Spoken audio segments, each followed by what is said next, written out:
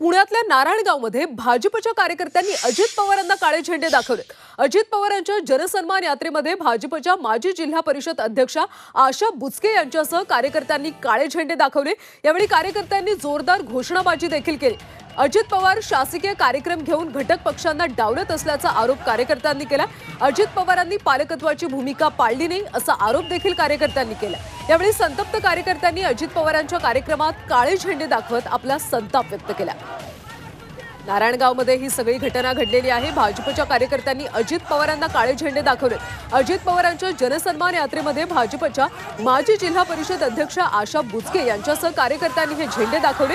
यावेळी जोरदार घोषणाबाजी देखील करण्यात आली। अजित पवार शासकीय कार्यक्रम घेऊन घटक पक्षांना डावलत असल्याचा आरोप यावेळी कार्यकर्त्यांनी केला।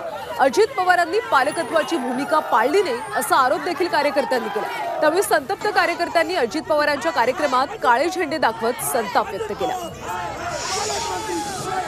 आम्हालाच काय पण राज्याचे मुख्यमंत्री उपमुख्यमंत्र्याचा फोटो नाही। शासकीय बैठक आहे, त्यांनी जाहीर करावं शासकीय काही कर्मचारी अधिकारी पदाधिकारी तिथे नाहीये म्हणून। आणि मग यांनी सांगावं का पालकमंत्री कशाला म्हणतात। ओ पालकमंत्री का तर कोणी जाऊ शकतं, मतदान कोणी कुठे केलं याचा विचार न करता आजपर्यंतच्या राजकारणामध्ये जो येईल त्याला आपला म्हणेल तोच पालकमंत्री। पालकत्व घ्यायचं तर जिल्ह्याचं घेतलंय, मग मनही तेवढं मोठं ठेवायचं। एकच पिठ्या तो अतुल बेनके मांडीवर घेऊन फोटो काढताना तो आणि मी बाबला बाबला बाबला बाबला। तिकडे राहुल गांधी पप्पू पप्पू आणि इकडे हा दुसरा पप्पू तयार केलाय। या माणसाने आम्हाला मान्य नाही, त्यांनी सांगावं महायुतीशी आमचा संबंध नाही।